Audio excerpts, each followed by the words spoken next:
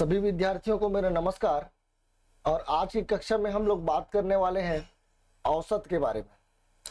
औसत से रिलेटेड बहुत सारे प्रश्न हम लोग इस वीडियो में देखेंगे और साथ ही साथ औसत से रिलेटेड जितने भी इंपॉर्टेंट कंसेप्ट है वो इस वीडियो में मैं आपसे शेयर करने वाला। तो चलिए सबसे पहले अपन ये देख लेते हैं कि औसत होता क्या है, औसत किस चिड़िया का नाम है, ये सबसे पहले हम लोग बात कर लेते हैं। देखिए, औसत की परिभाषा मैंने यहाँ पर लिखी है जो अभी आपके स्क्रीन पर दिखाई दे रही होगी। औसत क्या होता है? दी गई राशियों के योग में अगर राशियों की संख्या का भाग कर दिया जाए। अगर हमारे पास बहुत सारे नंबर्स दिए हुए हैं, नंबर्स को अंग्रेजी में डाटा भी बोला जाता है या फिर ऑब्जर्वेशन भी हम लोग बोल सकते हैं। तो दिए हुए जितने भी डाटा हैं उन डाटाओं को अगर मैं जोड़ दूं और जोड़ने के बाद जितने भी डाटा दिए हुए हैं उन डाटा का जो संख्या है उस संख्या को उससे अगर मैं भाग दे दूं तो जो उत्तर आने वाला है उसी को ही हम लोग क्या बोलते हैं? औसत बोलते हैं। जैसे हमारे पास बहुत सारे नंबर्स दिए हुए हैं, बहुत सारे आंकड़े दिए हुए हैं और उस आंकड़ों को अगर मैं जोड़ दूं यानी मैं उसका योगफल अगर निकाल लूं और इस योगफल से अगर मैं दी हुई राशियों की संख्या से उसको भाग कर दूं तो बचा हुआ जो आंसर होगा उसी को ही हम लोग क्या बोलेंगे? औसत बोलेंगे। उम्मीद करता हूं औसत की परिभाषा आप लोगों को पहले से ही आती होगी क्योंकि ये कक्षा 9-10 में हमने पढ़ा है। आगे बढ़ते हैं। औसत से रिलेटेड कुछ इंपॉर्टेंट क्वेश्चंस मैं लेकर आया हूं जो आप लोग अभी आपके स्क्रीन पर दिखाई दे रहा होगा। निम्नलिखित संख्याओं का औसत कितना होगा ये बताना है। आपके स्क्रीन पर अभी अभी दो प्रश्न दिखाई दे रहा होगा। इन दोनों प्रश्न के औसत ज्ञात करने के लिए बोला गया है। तो पहला प्रश्न अगर आप लोग देख रहे होंगे, पहले आंकड़े देख रहे होंगे तो पहले आंकड़े में लिखा है 52, 54, 59, 48, 63, 34, 37, 48। इसका अगर औसत ज्ञात करना है तो सबसे पहले तो अपन ये काम कर लेंगे कि इन सारे के सारे संख्याओं का, इन सारे के सारे राशियों का क्या निकाल लेंगे? योगफल निकाल लेंगे। योगफल निकालने के बाद जितनी भी राशि दी गई है यानी कि 1, 2, 3, 4, 5, 6, 7, 8, हमको 8 राशि दी हुई है। ये 8 से अगर हम लोग इसके योगफल को भाग कर दे तो जो हमको मिलेगा उसी को ही हम लोग क्या बोलेंगे?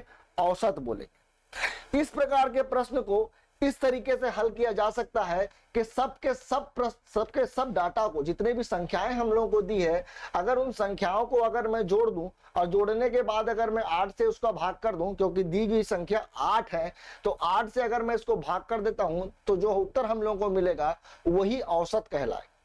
लेकिन जोड़ने के लिए हम लोगों को बहुत ज्यादा समय लग जाएगा, इसलिए इसको बनाने का एक और तरीका है जो मैं अभी आपके सामने प्रस्तुत करना चाहता हूं।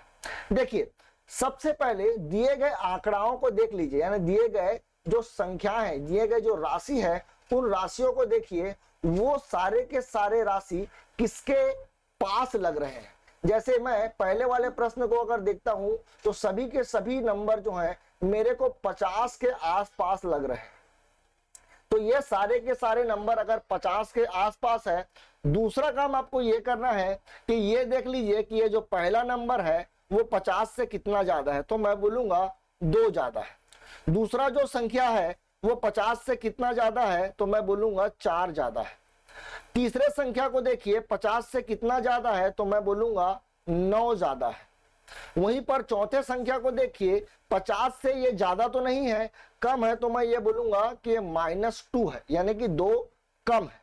63 को अगर हम लोग देखेंगे तो 63 जो है वो 50 से 13 ज्यादा है, तो मैं इसको +13 लिख सकता हूं। वहीं पर अगर मैं 34 को देखूं तो 34 जो है वो 50 से 16 कम है, यानी कि मैं इसको -16 लिख सकता हूं। वहीं पर 37 को अगर आप लोग ध्यान देंगे, 37 जो है वो 50 से 13 कम है, इसलिए इसको मैं -13 लिखना चाहता हूं। वहीं पर अगर 48 को अगर आप लोग देख रहे होंगे तो 48 जो है वो 50 से 2 कम है, तो इसको मैं -2 कर। इस तरीके से हम लोग सबसे पहले ये देख लेंगे कि हमारी जो दी गई राशि है वो हमारे अनुमानित औसत, इसको हम लोग बोलेंगे अनुमानित औसत है। इस अनुमानित औसत के कितना ज्यादा या कितना कम है। अभी देखिए इन सारे के सारे नंबर्स को क्या बोला जाता है? ये आप लोगों को पता होना चाहिए। इस सारे के सारे नंबर्स को हम लोग विचलन बोलते हैं। क्या बोलते हैं? विचलन। विचलन बोला जाता है।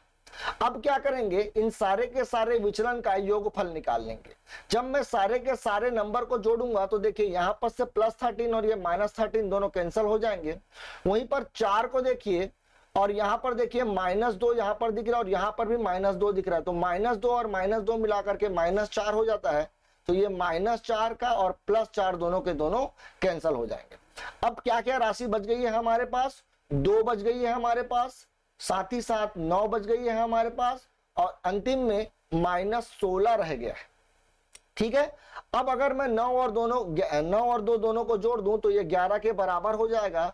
11 - 16 अगर मैं कर दूं तो ये -5 के बराबर हो जाएगा। अब क्या करना है, जो हमने अनुमानित औसत माना था 50, उस 50 में जोड़ना है। किसको जोड़ना है? तो ये -5 को जोड़ना है। सिर्फ -5 को नहीं जोड़ना है, -5 बटे कितनी संख्या दी गई थी? 1 2 3 4 5 6 7 8 संख्या दी गई थी, तो इसको हम लोग 8 से क्या कर देंगे?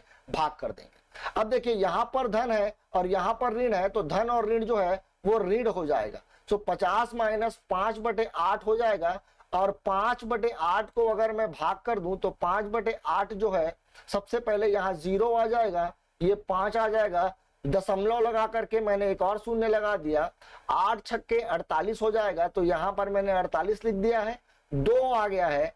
अब यहाँ पर फिर से एक और शून्य लगा दूंगा तो 8 दूनी 16, ऐसा पहाड़ा मेरे को पढ़ना पड़ेगा। यहाँ पर 4 आ गया है, फिर से मैं एक शून्य लगाऊंगा और यहाँ पर अब बच जाएगा 5। यानी कि 5 और 8 को भाग देने से मेरे पास रह गया है 0.625। और अब अगर 50 को मैं 0.625 से माइनस करना चाहता हूं तो ये 0.625 कुछ इस तरीके से माइनस हो जाएगा। 10 में से 5 माइनस करेंगे तो 5 आ जाएगा, 9 में से 2 माइनस करेंगे तो 7 आ जाएगा, 9 में से 6 माइनस करेंगे तो 3 आ जाएगा और 9 में से 0 माइनस करेंगे तो 9 आ जाएगा और यहाँ पर 5 की जगह 4 हो गया है। तो हमारा जो उत्तर है वो 49.375। इस तरीके से हम लोग औसत आसानी से निकाल सकते हैं। देखिए अगर आप लोग सारे के सारे नंबर्स को जोड़ने चले गए तो हो सकता है यहाँ पर जो पहला प्रश्न दिया गया था वो पहला प्रश्न आसान है तो आप जल्दी से जोड़ सकते हैं, लेकिन कुछ जो प्रश्न होते हैं उनमें जो राशियां दी हुई होती है वो सारी की सारी राशियां बहुत बड़ी होती है और तब हम लोगों को जोड़ने में अपना समय वेस्ट नहीं करना है। तो इस समय के लिए हमारे पास एक और विधि है जिसको विचलन विधि बोलते हैं और इस तरीके से उसका हल हम लोग क्या करेंगे? प्राप्त कर लेंगे। देखिए अगले प्रश्न को अगर आप लोग ध्यान से देखें तो अगले प्रश्न के सारे राशियां बहुत बड़ी है और इनको जोड़ने में हम लोगों को बहुत समय लगेगा और जोड़ने के बाद फिर से भाग भी देना है। तो वो समय बचाने के लिए हम लोग फिर से विचलन विधि का इस्तेमाल करेंगे और देखिए इस प्रश्न को किस तरीके से हल किया जाएगा। अगर आप सारे के सारे नंबर्स को देख रहे होंगे या सारे के सारे राशियों को देख रहे होंगे तो आप लोगों को यह ज्ञात हो रहा होगा कि ये सारे के सारे जो नंबर है वो 700 के आसपास है। तो सबसे पहले हमारा जो अनुमानित औसत है उसको मैं 700 मान लेता हूं। अब ये देखना है कि ये जो पहला वाला जो आंकड़ा है या पहला वाला जो डाटा है वो 700 से कितना कम है। तो मैं बोलूंगा ये 700 से 7 कम है, इसलिए मैंने -7 लिख दिया है। दूसरे वाले आंकड़े को अगर मैं देखूं तो ये 700 से ज्यादा है, कितना ज्यादा है? तो 1 ज्यादा है, तो इसलिए मैंने +1 लिख दिया। तीसरे वाले अगर मैं डाटा को देखूं तो ये 700 से 4 ज्यादा है, इसलिए मैं इसको +4 कर रहा हूं।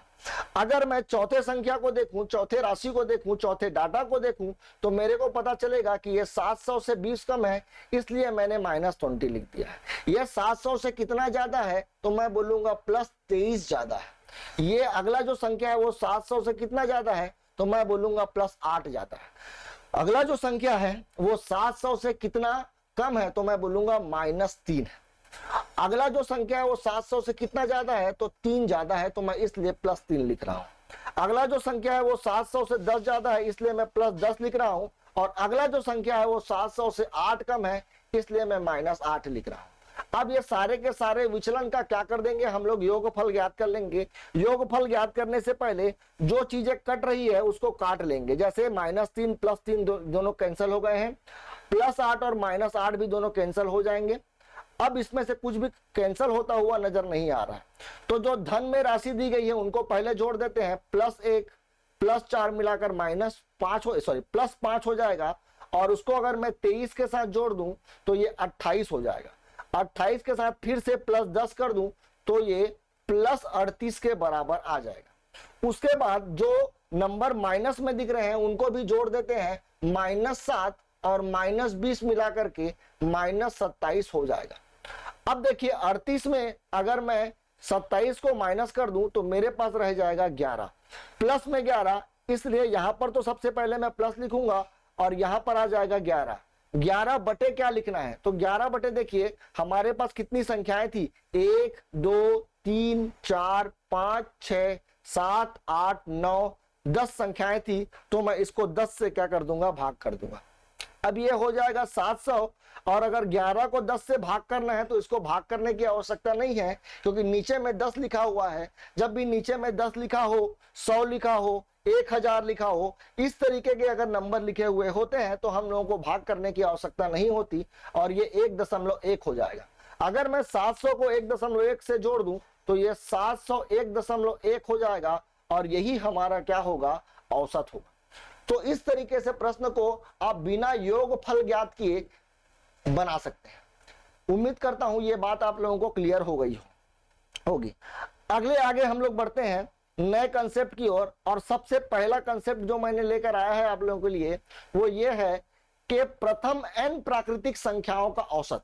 प्रथम n प्राकृतिक संख्या जिसको अंग्रेजी में नेचुरल नंबर बोला जाता है। अगर आप लोगों को प्रश्न में बोला गया है शुरू के 10 प्राकृतिक संख्याओं का औसत निकालिए, या शुरू के 20 प्राकृतिक संख्याओं का औसत निकालिए, या शुरू के 50 प्राकृतिक संख्याओं का औसत निकालिए, तो उस कंडीशन में आप लोगों को 1 से लेकर के 50 तक के सभी नंबर का, यानी कि 1 धन 2 धन 3 ऐसे बढ़ते बढ़ते 50 तक का पहले योग निकालना पड़ेगा, यानी जोड़ना पड़ेगा, और जोड़ने के बाद उसको 50 से क्या करना पड़ेगा, भाग करना पड़ेगा। तो देखिए 1 से लेकर के 50 तक की संख्या को जोड़ने में हम लोगों को बहुत सारा वक्त चला जाएगा। इसलिए इस तरीके का प्रश्न को बनाने के लिए मैंने ऊपर में एक सूत्र लिखा है। इस सूत्र को आपको याद रखना है। जब भी आप लोगों को प्रथम n प्राकृतिक संख्याओं का औसत प्राप्त करने के लिए बोले या निकालने के लिए बोले, तो आपको जितने भी प्राकृतिक संख्या है उन संख्याओं में 1 जोड़ देना है और बटे में 2 कर देना है। जैसे कि यहाँ पर 50 प्राकृतिक संख्याओं का औसत निकालने के लिए बोला गया था, तो मैं 50 धन 1 कर दूंगा और बटे में 2 कर दूंगा, तो यहाँ पर 51/2, और इन दोनों को अगर मैं भाग करूं तो ये 25.5 के बराबर होगा। देखिए कितने 10 सेकेंड में हमने इसका उत्तर प्राप्त कर लिया है। अगर आपको 1 से लेकर के 50 तक की संख्याओं को जोड़ना होता तो मेरे को लगता है कि आप लोगों का बहुत ही ज्यादा समय जाया हो जाता। तो इस तरीके का प्रश्न को, इसमें एक इंपॉर्टेंट बात आप लोगों को याद रखनी है, प्रथम n प्राकृतिक संख्या यानी शुरू से चालू करना है, यानी 1 2 3 4। अगर आपको कोई ये बोलता है कि 10 से लेकर के 50 तक के सभी प्राकृतिक संख्याओं का योग निकालना है, तो 1 से लेकर के 50 तक के सभी संख्याओं का, सभी प्राकृतिक संख्याओं का अगर औसत प्राप्त करना है तो उस कंडीशन में यह सूत्र फॉलो नहीं होगा। उसके लिए एक और सूत्र मैंने आगे बताया है। सो वीडियो को आप लोग पूरा आखिरी तक देखें ताकि आप लोगों को हर एक बात क्या हो जाए, क्लियर हो जाए। अगले प्रश्न की ओर आगे बढ़ते हैं। अगले प्रश्न में देखिए क्या लिखा है। अगले प्रश्न में लिखा है प्रथम 100 धन पूर्णांकों का। धन पूर्णांकों कहने का मतलब यह है पॉजिटिव इंटीजर। पॉजिटिव इंटीजर में सबसे पहला इंटीजर मैं बता दूं 1 के बराबर होता है, वहीं पर दूसरा जो इंटीजर है वो 2 के बराबर होता है, और 3, और आगे बढ़ते बढ़ते ये 100 तक के धन पूर्णांकों का औसत निकालने के लिए बोला गया है। अगर धन पूर्णांकों के बारे में बात कर रहा है तो ये प्राकृतिक संख्या ही है, यानी ये नेचुरल नंबर ही है। और नेचुरल नंबर के लिए मैंने अभी अभी आपको एक ट्रिक बताई है कि n धन 1 कर देंगे और बटे में 2 कर देंगे। तो बताइए n का जो मान है वो कितना हो जाएगा। तो n का मान मेरे को 100 दिखाई दे रहा है, तो मैं 100 लिखूंगा धन 1/2। तो 101 को अगर मैं 2 से भाग कर दूं तो ये मेरे को मिलेगा 50.5 और यही हमारा उत्तर होगा। और ये आप लोगों को ऑप्शन नंबर सी पर दिखाई दे रहा होगा। तो इस तरीके से आप लोग आसानी से किसी भी दी गई यानी कि प्रथम से लेकर के सारे प्राकृतिक संख्याओं का अगर औसत निकालने के लिए बोला गया है तो हम लोगों को ये वाली ट्रिक लगानी है। अगला प्रश्न देखिए, 10 से 50 तक के सभी प्राकृतिक संख्याओं का औसत मांग रहा है। यह प्रश्न मैंने इसलिए लिखा है ताकि आप लोगों को यह पता हो कि जब भी इस तरीके का प्रश्न पूछा जाएगा तो आप लोगों को जो इससे पहले जो सूत्र बताया गया था उस सूत्र का इस्तेमाल नहीं करना है, क्योंकि पहले वाला जो सूत्र है वो याद रखेंगे प्रथम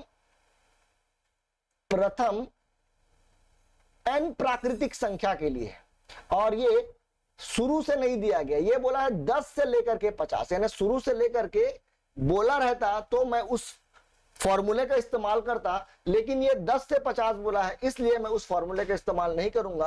तो सवाल यह है कि इस प्रश्न को कैसे हल किया जाए। तो इस प्रश्न को कैसे हल किया जाए इसके बारे में हम लोग आने वाले समय में डिस्कस करेंगे। आगे बढ़ते हैं हमारे नेक्स्ट कंसेप्ट की ओर, जो कि बहुत ही इंपॉर्टेंट है। प्रथम n सम संख्याओं का औसत।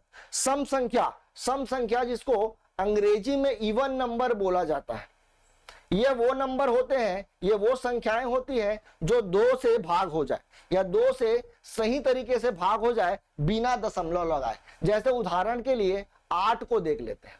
8 जो है वो 2 से आसानी से भाग हो जाएगा, हम लोगों को दशमलव लगाने की आवश्यकता नहीं पड़ेगी।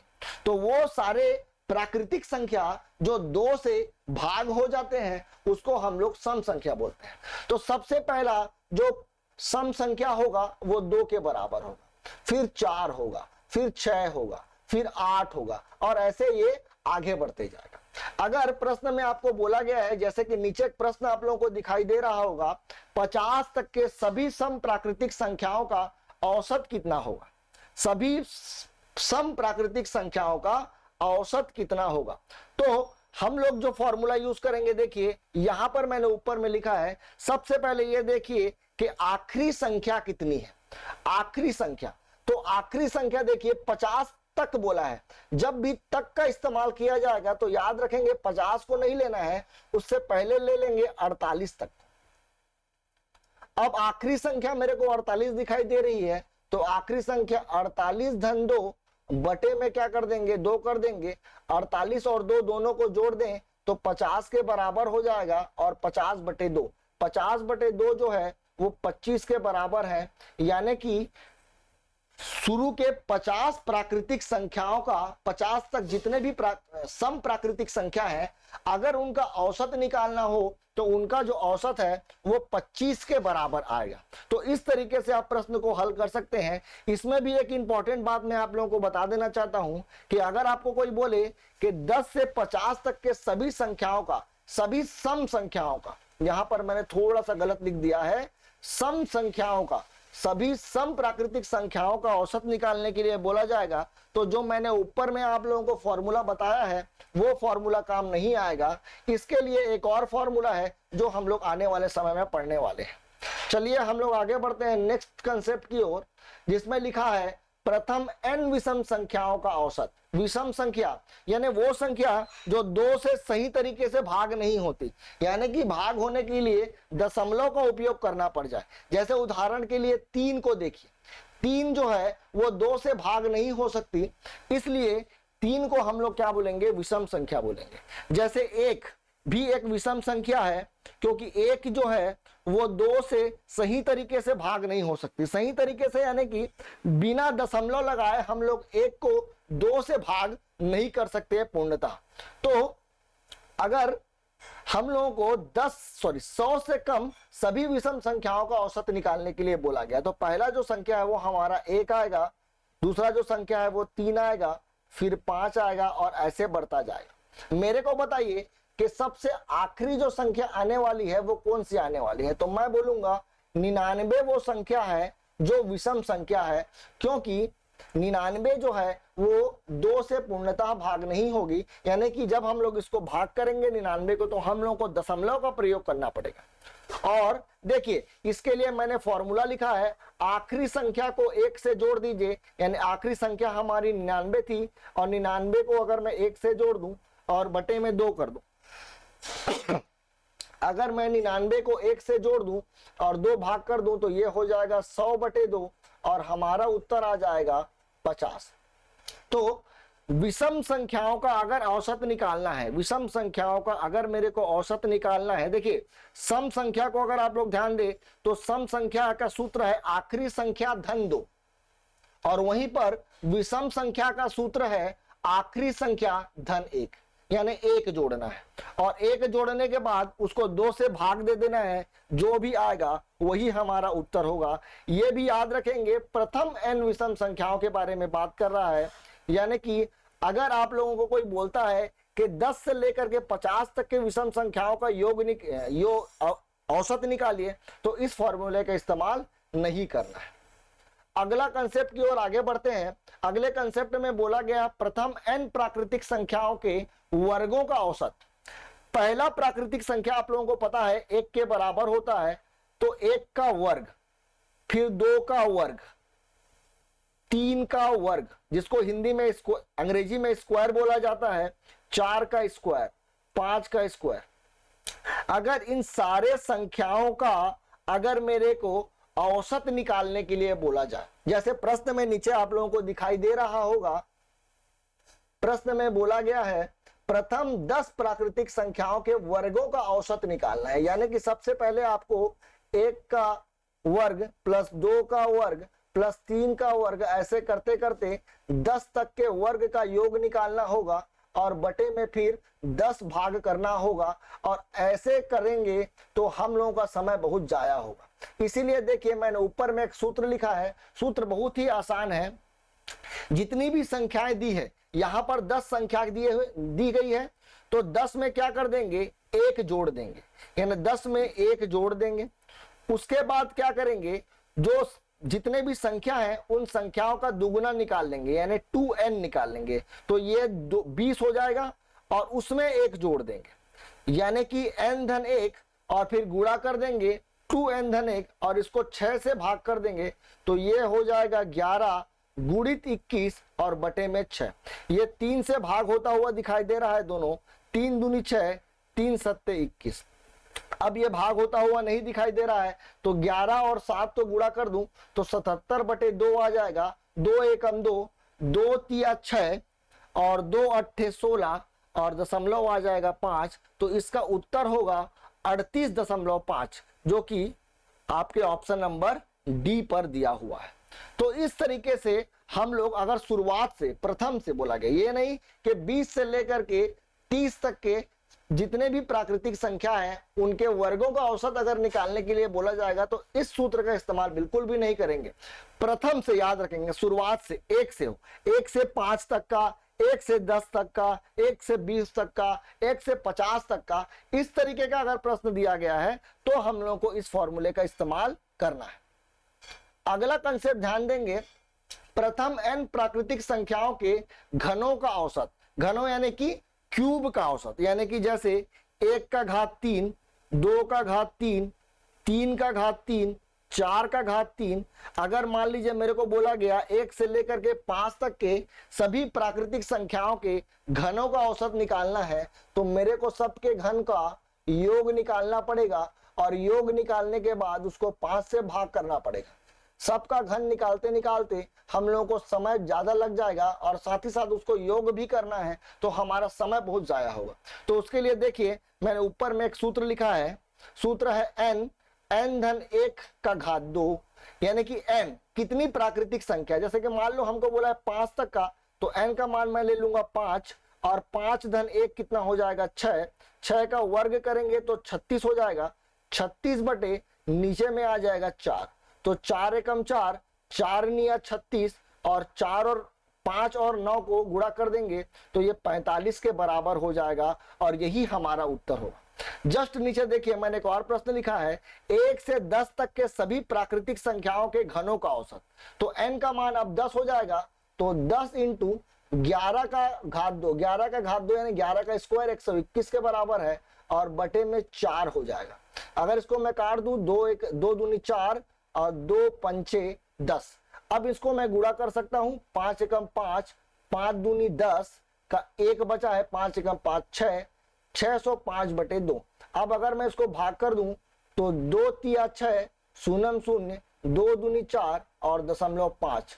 तो 1 से लेकर के 10 तक के सभी प्राकृतिक संख्याओं के घनों का औसत इस प्रकार से हम लोग प्राप्त कर सकते हैं। याद रखेंगे इस सूत्र में भी प्रथम का इस्तेमाल किया गया है, प्रथम यानी कि स्टार्टिंग से लेना है। अब हम लोग बात करेंगे अगले कंसेप्ट की ओर जो बहुत ही ज्यादा इंपॉर्टेंट है, क्रमागत संख्याओं का औसत। क्रमागत को अंग्रेजी में कंसेक्यूटिव बोला जाता है। कंसेक्यूटिव यानी कि जो एक अंतराल में रिपीट होता रहता है। जैसे उदाहरण के लिए मैं नंबर ले लेता हूं, चलिए 2 4 6 8, ये सारे के सारे नंबर क्रमागत है, यानी एक के बाद एक लिखा गया। जैसे मान लीजिए मैं ले लेता हूं 3 6 9 12, ये वो सारे नंबर हैं जो 3 से विभाजित हैं और क्रमागत है। 3 से विभाजित है और क्रमागत है, 3 से विभाजित है और क्रमागत है। 1 मिनट रुकेंगे।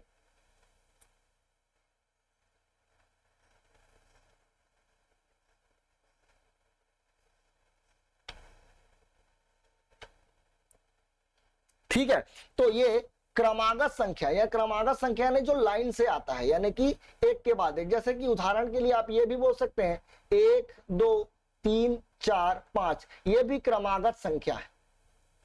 क्रमागत विषम संख्या कितनी होगी, तो देखिए 1 3 5 7 9, ये क्रमागत संख्या है, कंसेक्यूटिव नंबर्स जो रिपीट हो रहा है। मतलब रिपीट कहने का मतलब जस्ट बाद में आ रहा है। जैसे कि पहली विषम संख्या 1 थी, अगली विषम संख्या कितनी होगी 3, और अगली विषम संख्या कितनी होगी 5, अगली विषम संख्या कितनी होगी 7। अगर मैं बोलूं 1 3 7 9, क्या ये क्रमागत है, तो ये क्रमागत नहीं कहलाएगा क्योंकि इसमें 5 गायब हो गया है। ठीक है, तो क्रमागत यानी कि जो लाइन से आता है उसी को ही क्रमागत बोलते हैं। तो क्रमागत संख्याओं का औसत अगर निकालना हो तो ये बहुत ही आसान है। प्रथम संख्या को देखिए और अंतिम संख्या को देखिए, दोनों का योगफल निकाल लीजिए और उसको 2 से भाग दे दीजिए। तो इस तरीके का प्रश्न जो है क्रमागत संख्याओं पर जब भी बोला जाएगा तो प्रथम संख्या धन अंतिम संख्या बटे 2। अब देखिए जो मैंने आपको शुरू में कंसेप्ट बताया था, क्या कंसेप्ट बताया था, जैसे मान लो मेरे को कोई बोला 10 से लेकर के 50 तक के सभी प्राकृतिक संख्याओं का योगफल निकाल, सभी प्राकृतिक संख्याओं का औसत प्राप्त करना है। तो पहला जो नंबर आएगा वो होगा 10, फिर होगा 11, फिर होगा 12 और ऐसे बढ़ते बढ़ते 50 आ गया है। अगर इनका औसत निकालना हो तो देखिए पहले मैं बताया था कि प्राकृतिक संख्याओं का औसत जब भी निकालना हो तो n धन 1/2 का इस्तेमाल करेंगे, जो कि यहां पर नहीं किया जाएगा क्योंकि यहां पर नंबर 10 से शुरू हुआ है। अगर नंबर 1 से शुरू होता तो इस फॉर्मूले का इस्तेमाल किया जाता, लेकिन यहां पर 10 से शुरुआत हुई है, इसलिए मैं क्रमागत संख्याओं के औसत का सूत्र लगाना चाहता हूं क्योंकि यहां पर सारे नंबर देखिए क्रमागत लिखे हुए हैं। तो पहला नंबर 10 दिख रहा है, अंतिम नंबर 50 दिख रहा है, दोनों को जोड़ करके 2 से भाग दे देते हैं तो ये हो जाएगा 60/2, यानी कि ये हो जाएगा 30 के बराबर। तो इस तरीके से क्रमागत संख्याओं का औसत हम लोग आसानी से प्राप्त कर सकते हैं। आगे बढ़ते हैं, कुछ और क्वेश्चन जो क्रमागत संख्याओं से ही रिलेटेड है। यदि 7 क्रमागत संख्याओं का औसत 33 है, देखिए हमको बोला गया है कि 7 क्रमागत संख्या है जो लाइन से आते हैं। तो चलिए हम लोग ये मान लेते हैं कि पहली जो संख्या है वो x है और अगली संख्या क्या होगी, तो x धन 1 होगी जो जस्ट उसके बाद आएगा। 7 क्रमागत संख्या, 7 क्रमागत संख्या यानी कि कोई भी 7 नंबर ले लेंगे जो लाइन से आ रहा है और उन 7 नंबर का जब औसत निकाला गया तो पता चला कि उनका औसत जो है 33 के बराबर है। चलिए तो पहला नंबर x लिया था, अगला नंबर x धन 1 ले लिया, अगला नंबर x धन 2 हो जाएगा, अगला नंबर x धन 3 हो जाएगा, और ऐसे करते करते मैं देखा तो x धन 6 मेरे को 7वां संख्या मिलेगा जो कि क्रमागत है। अब देखिए, जब भी क्रमागत संख्याओं का औसत निकालना हो तो पहली संख्या और अंतिम संख्या दोनों का योग करेंगे, यानी x धन 6 और बटे में आ जाएगा 2, और ये जो औसत है आप लोगों को पहले से ही दे दिया है जो कि 33 के बराबर है। अब हम लोग क्या करेंगे, इन दोनों को गुणा कर देते हैं पहले, और x और x को जोड़ देते हैं तो ये 2x के बराबर हो जाएगा। धन में 6, 33 और 2 को गुणा करेंगे तो 66 हो जाएगा। 2x बराबर, इस 6 को अगर मैं इधर ट्रांसफर कर दूं तो 66 में 6 माइनस करेंगे तो 60 आ जाएगा। तो x का मान जो है वो 30 के बराबर निकल आएगा। तो x का मान मैंने 30 निकाल लिया है। प्रश्न में बोला गया है तो इनमें से सबसे बड़ी संख्या कौन सी होगी, तो सबसे बड़ी संख्या तो मेरे को x धन 6 दिख रही है, और x का मान मैंने 30 निकाला है, तो 30 धन 6 बराबर 36 होगा। हमारा ऑप्शन डी करेक्ट आंसर होगा। तो इस तरीके से क्रमागत जितनी भी संख्याएं दी हुई है, इन संख्याओं का औसत से रिलेटेड जो प्रश्न है हम लोग इस तरीके से बनाएंगे। अगला प्रश्न आप लोगों के सामने फिर से मैं क्रमागत संख्या पर ही लेकर आने वाला हूं। लिखा गया है सतत 5 विषम संख्याओं का औसत 95। सतत यानी कि जो लाइन से है, जिसको हम लोग क्रमागत ही बोल रहे थे। 5 विषम संख्या, देखिए अगर मैं पहले विषम संख्या के बारे में बात करूं तो 1 है, फिर 3 है, फिर 5 है, फिर 7 है, फिर 9 है। अगर मैं विषम संख्याओं को देखूं तो विषम संख्याओं के बीच का जो डिफरेंस है वो मेरे को 2 नजर आ रहा है। यानी कि अगर मैं पहले विषम संख्या बोलूं तो पहला विषम संख्या अगर मेरा x है तो अगला विषम संख्या x धन 2 होगा, और उसका अगला विषम संख्या x धन 4 होगा, उसका अगला विषम संख्या x धन 6 होगा, अगला विषम संख्या x धन 8 होगा। देखिए यहां पर 5 विषम संख्या बोला गया है, यह नहीं बोला गया है कि शुरू से लेना है, प्रथम से लेना है, ऐसा नहीं बोला गया है। कहीं पर का भी 5 विषम संख्या जो लाइन से आता है वो 5 विषम संख्याओं को ले लो, उनका जो औसत है वो 95 के बराबर दिया गया है। तो मैंने पहला विषम संख्या x ले लिया है, तो अगला विषम संख्या x धन 2 हो जाएगा, और ऐसे ये नंबर आगे बढ़ेगा। अब आगे बोला है अवरोही क्रम में चौथी संख्या कौन सी होगी। अवरोही का मतलब होता है डिक्रीजिंग ऑर्डर। डिक्रीजिंग ऑर्डर में चौथी संख्या ज्ञात करनी है, यानी कि हम लोगों को 1 2 3 4 चौथी संख्या क्या करनी है, ज्ञात करनी है, वो भी पीछे से। तो सबसे पहले तो हमको x का मान ज्ञात करना पड़ेगा। x का मान ज्ञात करने के लिए हमारे पास देखिए, जब भी क्रमागत संख्याओं के बारे में बोला गया है तो पहले नंबर को लेना है, पहला नंबर x है, अंतिम नंबर को लेना है जो कि x धन 8 है, दोनों का योगफल ज्ञात कर लेंगे और बटे में 2 भाग कर देंगे, तो ये बराबर हो जाएगा इनके औसत के, और औसत हम लोगों को पहले से ही दिया गया है जो कि 95 के बराबर है। x और x दोनों को जोड़ दूं तो ये 2x हो जाएगा, धन में 8 हो जाएगा और बटे में 2 हो जाएगा। यहां पर आ गया 95। इस 95 को अगर मैं 2 से गुणा कर दूं तो 2x धन 8 बराबर ये हो जाएगा 190। अगर इसको मैं इधर ट्रांसफर करके घटा दूं तो 2x 190 में अगर मैं 8 माइनस कर दूं तो ये 182 के बराबर हो जाएगा। 2 एकम 2 हो जाएगा, 2 निया 18 हो जाएगा, और 2 एकम 2, यानी x का मान जो है वो 91 आ गया है। यानी हमको पीछे से चौथा निकालना था, तो ये 1 2 3 4 x धन 2 हम लोगों को ज्ञात करना था। x का मान था 91 प्लस 2, 93 हमारा उत्तर आएगा, जो कि ना तो ऑप्शन ए में दिख रहा है, ना बी में दिख रहा है, ना सी में दिख रहा है, ना डी में दिख रहा है। इसका आंसर होगा ई, इनमें से कोई नहीं। तो इस तरीके से हम लोग क्रमागत संख्याओं का औसत ज्ञात कर सकते हैं, यानी वो प्रश्न बना सकते हैं जो क्रमागत संख्याओं से रिलेटेड है। अगले प्रश्न को देखिए, ए बी सी डी 4 क्रमागत संख्या, 4 क्रमागत विषम संख्या है, 4 क्रमागत विषम संख्या है, फिर से बोला गया है। तो मान लेते हैं जो ए है वो x है, तो b जो होगा वो x धन 2 कहलाएगा, और c जो है वो x धन 4 कहलाएगा, और d जो है वो x धन 6 कहलाएगा। इससे पहले प्रश्न में मैंने आपको क्लियर बताया था कि जो विषम संख्या है वो 2-2 के गैप में आता है, इसलिए दूसरी संख्या में 2 जोड़ दिया गया, पहली संख्या में 2 जोड़ दिया गया तो दूसरी मिल गया है, दूसरी संख्या में फिर से 2 जोड़ दिया गया तो तीसरी मिल गया है, और तीसरी संख्या में फिर से 2 जोड़ दिया गया है तो अगली संख्या हम लोगों को मिल गई। तो देखिए, अगर इनका औसत निकालना हो तो पहली संख्या और अंतिम संख्या दोनों को जोड़ देते हैं, x धन 6 बटे में 2 कर देंगे तो औसत प्राप्त हो जाएगा। और इसका औसत हम लोगों को दे दिया है 42। अब हम लोग तिर्यक का गुणा कर देंगे, x और x दोनों को अगर मैं जोड़ दूं तो ये 2x के बराबर हो जाएगा। माफ कीजिएगा, थोड़ा सा लिखने में मेरी त्रुटि हो गई है। अब x और x दोनों को जोड़ दूं तो 2x हो जाएगा, धन में 6 हो जाएगा। अगर मैं इसको गुणा करूं तो 84 के बराबर हो जाएगा। 2x बराबर 6 को इधर ट्रांसफर कर देते हैं, 84 में अगर मैं 6 माइनस कर दूं तो ये 78 के बराबर हो जाएगा। और x बराबर हो जाएगा 78 बटे 2, और 2 को अगर मैं भाग करूं तो 2 तिया 6, 2 निया 18, तो x का मान कितना निकल गया है? 39 निकल गया है। बोला गया b और d का गुणनफल ज्ञात कीजिए, तो b का मान जो होगा 39 धन 2 41 हो जाएगा, और d का मान 39 धन 6 यानी 45 हो जाएगा। और अगर मैं 41 को 45 से गुणा कर दूं तो यहाँ 5 आ जाएगा, 20 और 4 24 हो जाएगा, 2 बच गया है, 1845 यानी 1845 हमारा उत्तर है, जो कि ऑप्शन नंबर सी में मेरे को नजर आ रहा है।